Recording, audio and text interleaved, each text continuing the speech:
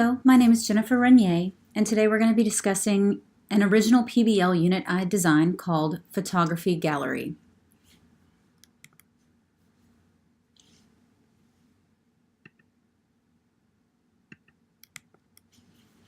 The origination of this PBL came from a project that I designed probably 8 or 9 years ago called the Photography Month Project.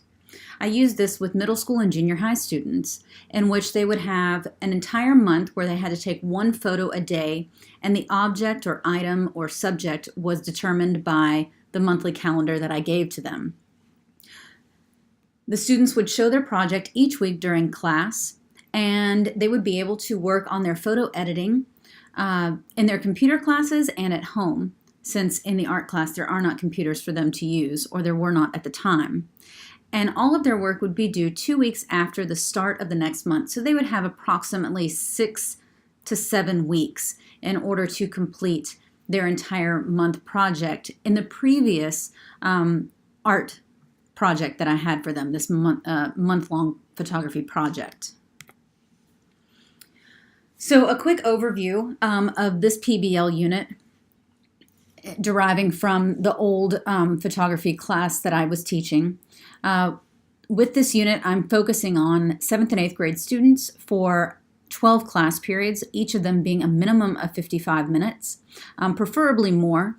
The content areas include art history, English language arts, technology, and keyboarding, but primarily the focus is going to be on art history, and technology, although English language arts and keyboarding do come into play. So starting off, the first thing that I did was I tried to figure out a driving question that would guide what I was designing, as well as what the students would need to accomplish through this project in order to learn all of the things that I wanted them to learn. And then I looked at what I wanted their end result to be and made sure that they aligned. And we'll look at that end result at the end of this. So the driving question is, how can we as photographers design a gallery exhibition that shows people, places, things, and/or events that relate to one another in some way, having a common theme, in an interesting and impactful way, and introduce it to the community? Now, I thought this was a pretty good driving question. It's my first driving question that I've ever come up with. And I think that taking into consideration all of the different things that I'm asking of them, it kind of guides them, as well as forcing them to ask more questions because of the question I am asking. So looking at the standards and objectives that I wanted them to focus on, they were primarily research, which would be having to do with photography, photographers, gallery professionals, photography history, as well as themes that photographers and photography have used or had, and a lot of other things in interplay with those ideas. Collaboration, they need to collaborate with their team on theme, design, research, and with the research, they also have to communicate their research with their team. So some would research certain ideas and some would research others. That way they all come back together and they discuss their findings, communicating that in a very educated way, and then they come to decisions together. Next would be their digital photography, as well as their digital photo editing, and I kind of put those together because they're both technology and they're both art. And so having to do with that, their standards and objectives, there's quite a few that will have to do with both. Writing is going to have to do with their descriptions, explanations, labels, which have to do with their own independent photos, as well as their group photos and their gallery description overall. Their design comes into play with almost every aspect of this project. So with their photos, their themes, their online gallery itself, their labels for their photos. Technology usage and understanding is going to be key in this as well, and that's going to co-align with their digital photography and their digital photo editing. And critiques, and this is a big deal for me as an art teacher. I want to make sure that correct etiquette, understanding, participation, and communication occur for individual critiques, group, peer, adult, and community critiques. So the taking of the critiques that other people are giving, as well as the giving of a critique. to make sure that they are done in an educated, well-rounded way with understanding and being able to communicate what they mean well. So at the beginning of the unit and throughout the unit, the teacher, me in this case, would provide their unit explanation, their driving question, and give them quite a few resources. Now, they do not only have to use these resources, they are actually promoted to go out and to find resources of their own. But the resources that I definitely will have for them will be professional contact information, website maker introduction to the website maker program that we are going to be using, collaboration program introduction, which will be the program that each individual group will use and have one page in order to collaborate in class and outside of class. Their requirements, guidelines, rubrics, and timelines will be provided to them, as well as their introduction to editing software. Now, they will have a few different options that I provide to them that they can use. They can also go out and find their own, but once they find the one or multiple ones that they like or would be interested in using, they need to bring it to get approval. I also will provide guidance in every class, which would have to do with answering questions they may have and directing questions to them when I see that they may need a little bit of guidance, but I don't want to hand them any information. Making sure that they're staying on task with their timeline and their progress, as well as if they seem to need or they're asking for critiques, giving them that as well. Making sure that my students are safe and they have security in their work, especially when working online. So for digital safety is extremely important. So making sure that all of their sites that they're working on are private and that teachers and parents have full access to them at all times is extremely important. And at the beginning of the unit, I would like for the students to visit an online and a physical gallery so that they really get an understanding of the differences between the two and the similarities.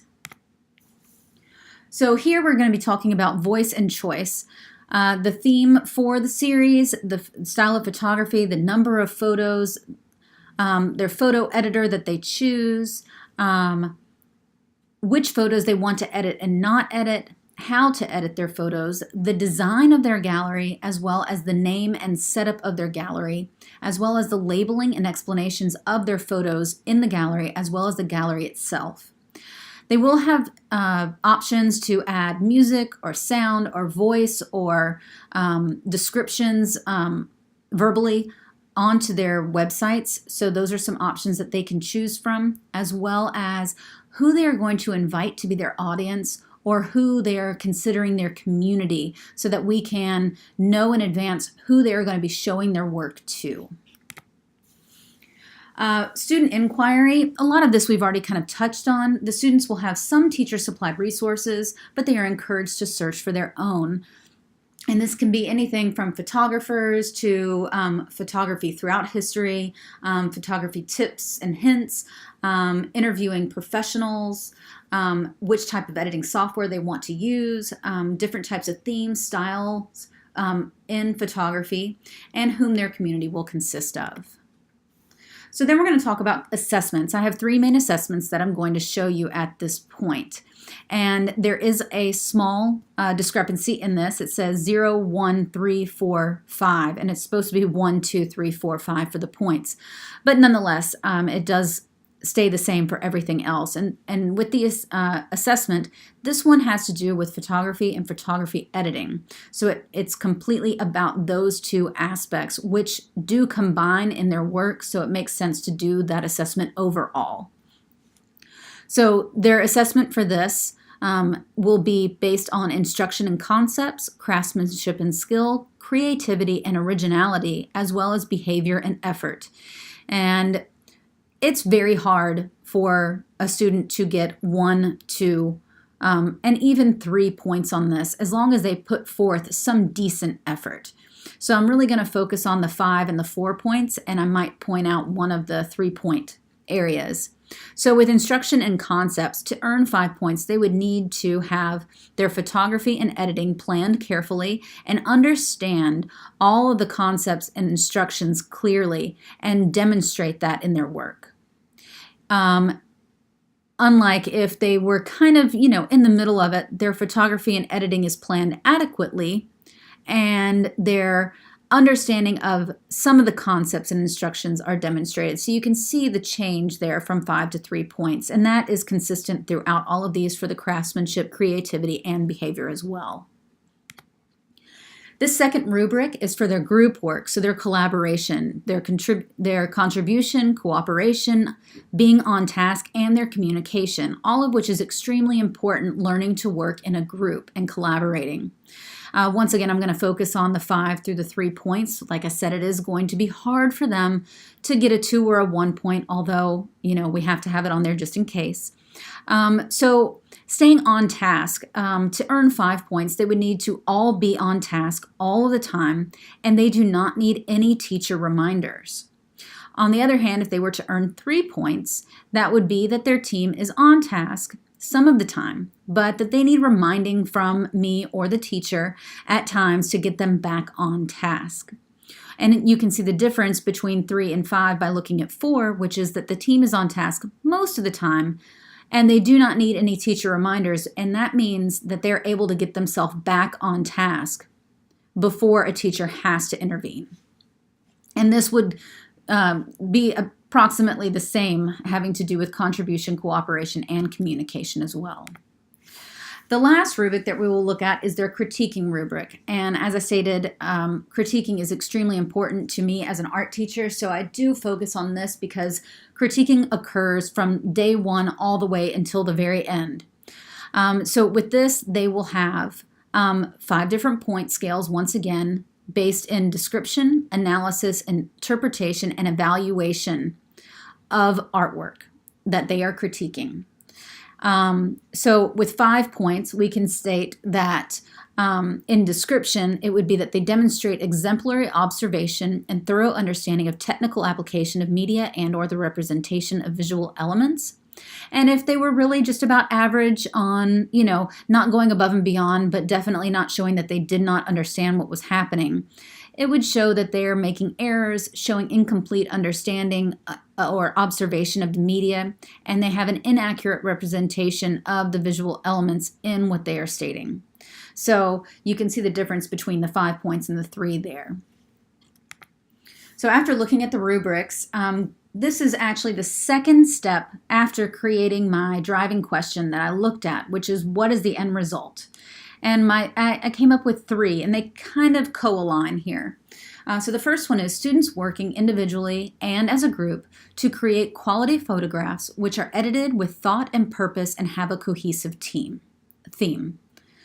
The second one is students working to create a high-quality online photography gallery exhibition which can be shared and viewed by their chosen communities. And the last is students' knowledge, ability, and confidence will grow through research, interviews, giving and receiving critiques, the use of various types of technology, and creating a body of art independently and as a group to share with their communities.